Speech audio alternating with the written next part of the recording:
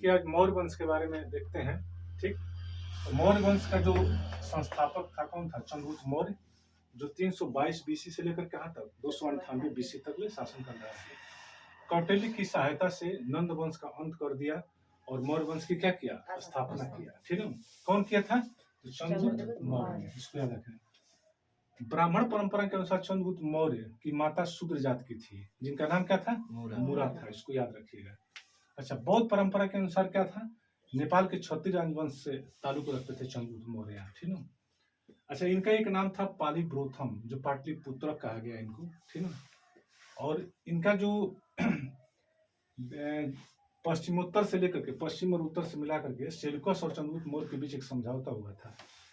जो सेल्यूकस ने चंद्रगुप्त मौर्य को क्या किया? अफगानिस्तान दिया, बलूचिस्तान दिया, सिंध को दे दिया।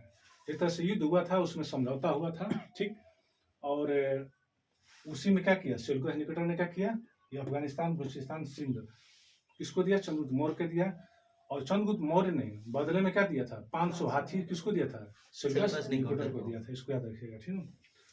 और एपियानस के अनुसार सेल्यूकस की बेटी हेलेना का विवाह किससे हुआ था? हेलेना का विवाह किससे हुआ था? चंद्रगुप्त मौर्य से हुआ था। ठीक है, इसको याद रखिएगा। ठीक, आगे देखिए। देखिए मौर्य वंश में प्रशासनिक संगठन और विस्तार, इसके बारे में देख लीजिए। विस्तार कहाँ से कहाँ तक था उसका? तो हिंदुकुश जो पर्वत है, जो अफगानिस्तान का क्षेत्र है लेकर के, ठीक वहां से लेकर कहाँ तक? कर्नाटक तक। दक्षिण में कहाँ तक? कर्नाटक तक। ये उत्तर पश्चिम है। ठीक है, इसको याद रखिएगा, हिंदुकुश का। और ये कहाँ तक है? कर्नाटक में दक्षिण क्षेत्र। और मगध से लेकर के क्या? सौराष्ट्र तक ले, जो इसमें गुजरात का क्षेत्र है। मगध जानते हैं, बंगाल के साइड को कहा जाता है। बंगाल से लेकर के और अंग कहा जाता था ना, तो मगध में ही था वो। तो लेकर के सौराष्ट्र तक ले फैला हुआ था उस समय। अच्छा, इसका प्रशासनिक तंत्र क्या क्या था, इसको आइए देखते हैं। मेगास्थनीज के अनुसार, जो यूनान का दार्शनिक था, आप लोग जानते होंगे, और ये सेल्यूकस निकेटर का जैसे भेजा था सेल्यूकस निकेटर ने, और ये राजदूत बनकर आया था। कहाँ पर? मौर्य में, चंद्रगुप्त मौर्य के दरबार में ठहराता था ये। ठीक है। इसकी एक पुस्तक का नाम है इंडिका, जो पूरे भारत में मौर्य साम्राज्य के बारे में बताता है। मौर्य साम्राज्य में क्या था, कैसे था, कृषि व्यवस्था क्या थी, उसकी सेना क्या था, उसका रहन सहन कैसा था, सब चीज के बारे में इंडिका में वर्णन किया गया। ठीक है। अच्छा, कौटिल्य के अनुसार भी जो अर्थशास्त्र है, उसके बारे में मौर्य वंश के चंद्रगुप्त मौर्य के बारे में पता चलता है। ठीक है। इसके उस समय जो मौर्य वंश में ये कुछ नगर थे, प्रमुख नगर कौन कौन थे? पाटलिपुत्र था, तक्षशिला था, और कौशाम्बी और उज्जैन प्रमुख नगर थे। इसको याद रखिएगा, पूछ सकता है। सबसे छोटी इकाई तो गांव थी वहां पर, याद रखिएगा। क्या थी सबसे छोटी इकाई? गांव। अच्छा, 10 गांवों को देखभाल कौन करता था? गोप करता था। ठीक है।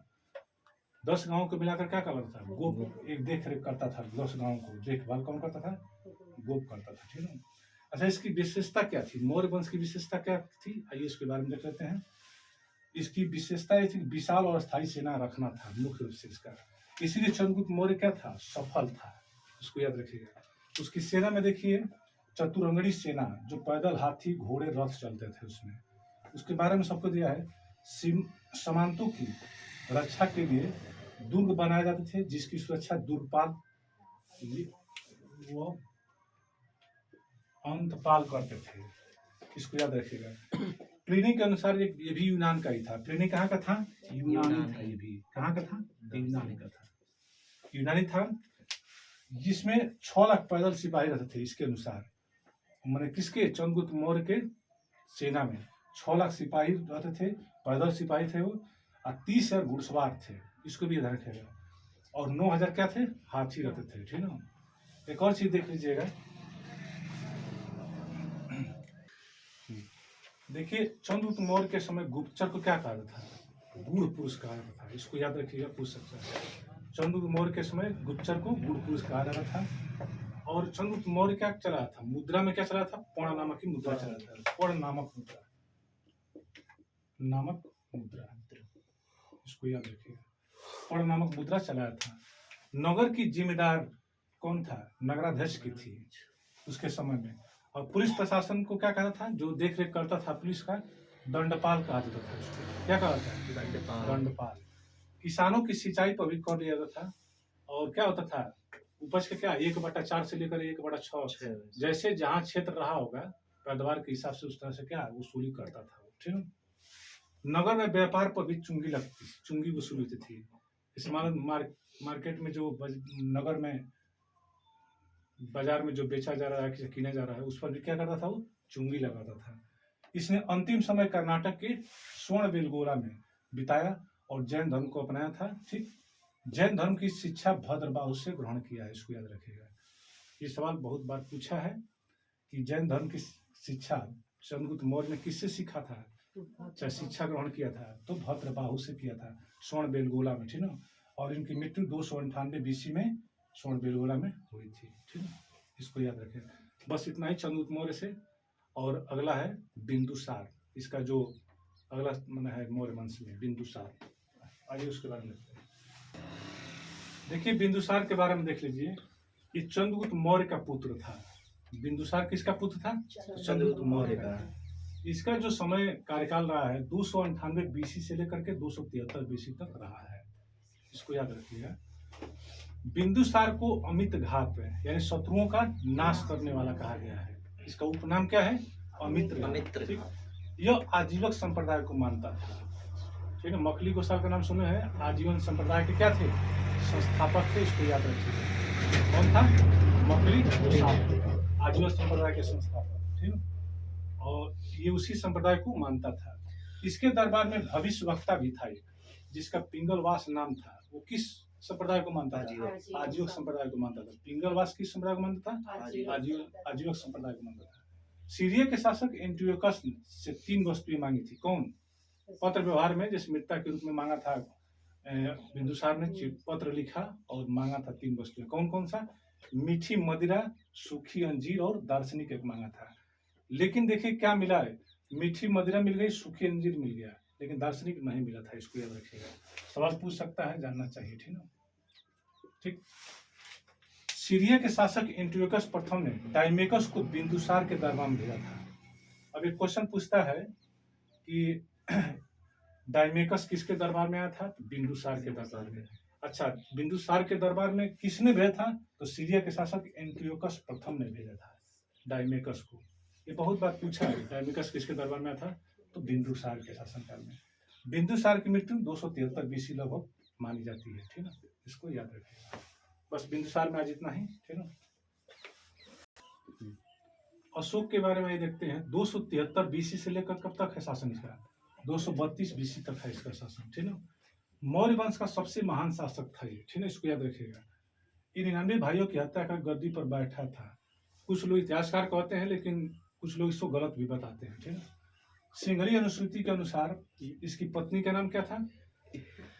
देवी था, जो प्रथम पत्नी है, ठीक है। और इससे मैंने एक पुत्री और एक पुत्र का जन्म हुआ था, संमित्रा और महेंद्र का। इसी से उत्पत्ति है। जो कहाँ गए थे धर्म प्रचार के लिए? बौद्ध धर्म को प्रचार, श्रीलंका गए थे, ठीक है। एकमात्र इनकी रानी थी कारुवाकी थी। इनका 2 शादियों का उल्लेख मिलता है, ठीक है। श्रीलंका पर संदेश खुदवाने वाला पहला शासक था ये। अशोक 273 BC गद्दी प्राप्त किया, परंतु गृह युद्ध के कारण मैंने आंतरिक कलह था, दिक्कत थी, तो उसके बाद से क्या हुआ? 269 BC में क्या हुआ? इसका राज्याभिषेक हुआ। इसको याद रखिएगा, ठीक है। आगे देखिए, इसमें देखिए अशोक के शिलालेख भी हैं, ठीक। 14 है, ठीक, मतलब 8 शिलालेख भिन्न भिन्न स्थानों पर प्राप्त किए गए जो बड़ा है। इसको देख लीजिए। एक शाहबाजी गढ़ी है, वो है पेशावर मिला है, इसको याद रखिएगा। मान सेहरा हजारन मिला है, ठीक है। और कालसी देहरादून में मिला है, ठीक। गिरनार जूनागढ़ एक गुजरात में है, और धौली पूरी उड़ीसा में है। जौगढ़ गंजाम ये कहाँ पड़ता है? उड़ीसा में ही गंजाम पड़ता है।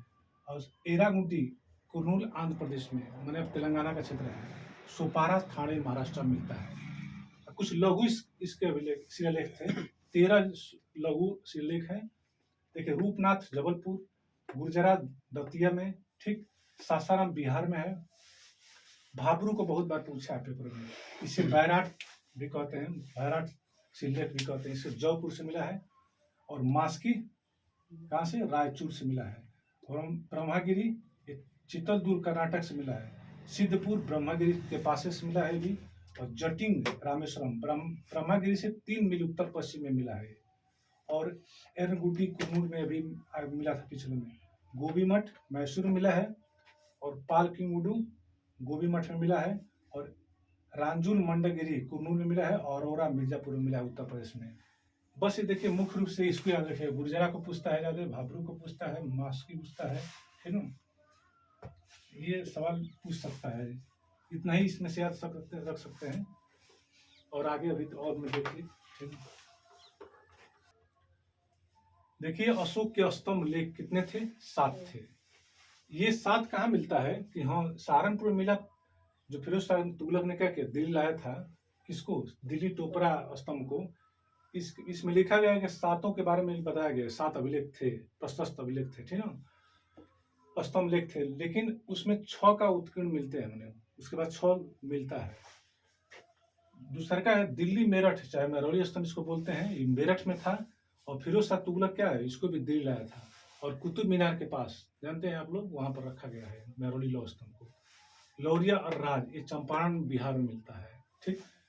लौरिया नंदगढ़ में, ये भी चंपारण बिहार में है, इस पर मोर का चित्र है। ये सवाल पूछ सकता है कि लौरिया नंदगढ़ से, चाहे मोर का चित्र किससे मिलता है, किस स्तंभ लेख से मिलता है, तो क्या मारेंगे? लौरिया नंदगढ़ से।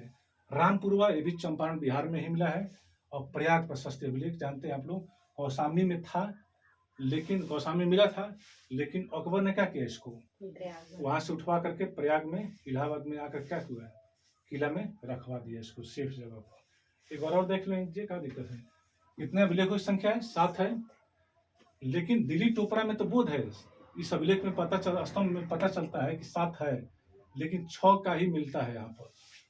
दूसरा का है दिल्ली मेरठ महरौली स्तंभ, मेरठ में था, फिरोज शाह तुगलक दिल्ली लाया, ठीक, और कुतुब मीनार के पास उसको रखवाया। लौरिया राज चंपारण बिहार में मिलता है, ठीक है। अच्छा, लौरिया नंदगढ़, ये चंपारण, इस पर क्या है, मोर का चित्र है। रामपुरवा चंपारण में है, ये भी मिला बिहार से। अब प्रयाग प्रशस्ति अभिलेख नाम सुने होंगे, कौशाम्बी में था, अकबर ने इलाहाबाद किले में रखवाया था, ठीक है, इसको याद रखिएगा, ठीक है।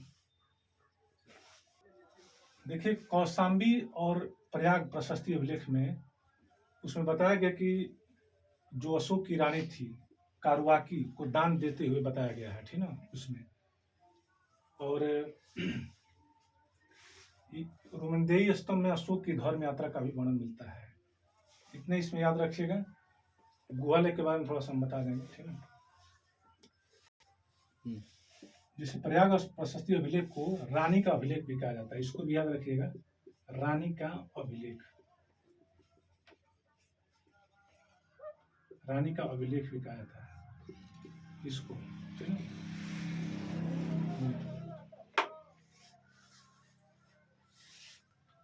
अशोक के सभी अभिलेख किसमें थे? प्राकृतिक और ब्राह्मणी में लिखे गए थे, लेकिन 2 अभिलेख ऐसे हैं जो शाहबाजगढ़ी और मानसेरा जो खरोष्टी में लिखे गए हैं, ठीक है। अच्छा, अभिलेखों को 1750 में टी पेंथलर ने खोजा था, ठीक, इसको याद रखिएगा, पूछ सकता है। अभिलेख को सबसे पहले जिम्स प्रेसप ने क्या हुआ, 1837 में जिम्स प्रेसप ने पढ़ा, ठीक। कलिंग युद्ध के बारे में थोड़ा सा देख लीजिए, ये 261 BC में हुआ था, और जब गद्दी पर बैठा था अशोक उसके 8 वर्ष के बाद, जब उसका समय चालू हुआ था बैठने, गद्दी पर बैठा, तो 8 साल के बाद क्या हुआ, कलिंग युद्ध लड़ा और जीत गया, ठीक है। अच्छा, कलिंग पर शासन कौन था? अनंत पद्मनाभन का शासनकाल था, ठीक है, उसमें शासक था।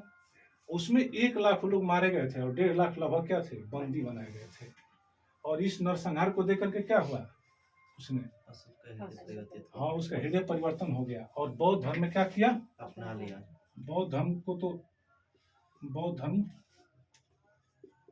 अपनाया, और क्या किया, धर्म को